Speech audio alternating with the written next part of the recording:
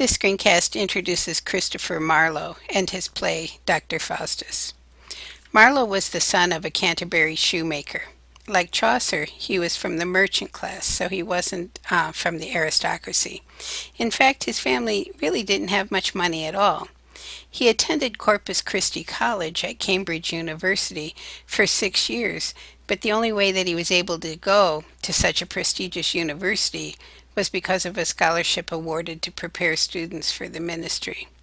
Marlowe wasn't really interested in the ministry, in fact, not at all. He was only took the scholarship because he needed the money.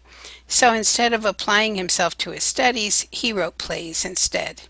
In fact, he was in danger of flunking out. When it came time to receive his Master of Arts degree, Cambridge had decided that they weren't going to give it to him. Oddly enough, not because he had been writing plays rather than doing his coursework, but because they said that he was going to go abroad and work with dissident English Catholics in France. When Queen Elizabeth I heard of this, her Privy Council intervened on Marlowe's behalf. He told the university that Marlowe had done the Queen, quote, good service, end quote. Some have speculated that it was sexual service, but the more commonly held belief is that he served her as a secret agent of some sort. The most likely possibility is that he was a spy against English Catholics who were conspiring to overthrow Queen Elizabeth's Protestant regime. Because you have to remember there was a lot of fighting going on between Catholics and Protestants during this time. It was between Elizabeth and her sister Mary, Queen of Scots. So, of course, you don't say no to the Queen, even if you're Cambridge University, so Marlowe was granted his degree during the very next commencement. Marlowe was much admired by his fellow playwrights. Shakespeare considered him the most powerful writer of their time. Ben Jonson called Marlowe's style of writing, quote, Marlowe's mighty line. In fact, this is the first play in which English theatergoers had ever encountered such powerful blank verse. And blank verse is poetry that doesn't rhyme. So, not having rhymes, the play had a level of reality to it that they had never before experienced in any play that they've ever attended. In 1589, Marlowe was involved in a brawl with a guy named William Bradley.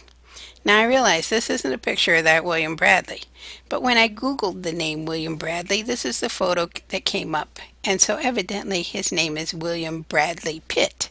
Who knew he used his middle name? So it was the closest I could find, and hey, it's not a bad picture, so I just kind of went with it. So back to this fight. Marlowe's friend, Thomas Watson, actually killed Bradley in the fight, and so both Watson and Marlowe were jailed.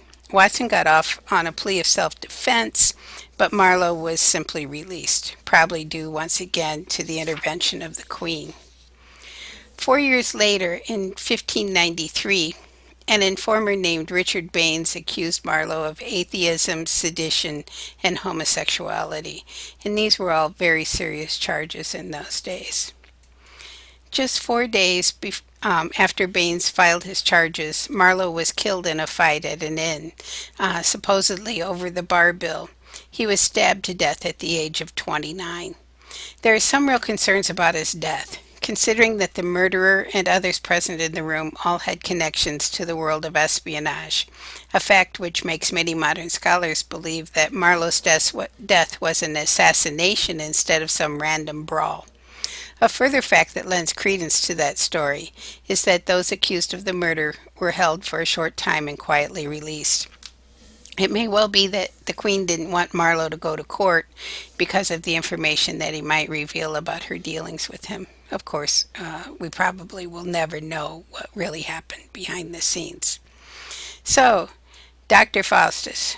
The play was first performed publicly in 1604, so after, probably 10 years or so after Marlowe's death, and it was an immediate hit. This is the first text that we will be reading in its original language with no translation, and it can be a little rough to get through, but you can do it. If you'd rather watch the play performed, you can access it on YouTube. You can see the specific information on the module checklist. And the play follows Marlowe's text pretty much word for word, although they do change scenes around here and there. So it's your choice. You can either read or you can watch. I think either way would be a nice way to enjoy the text. Okay, so go enjoy, and we'll talk again when you're done.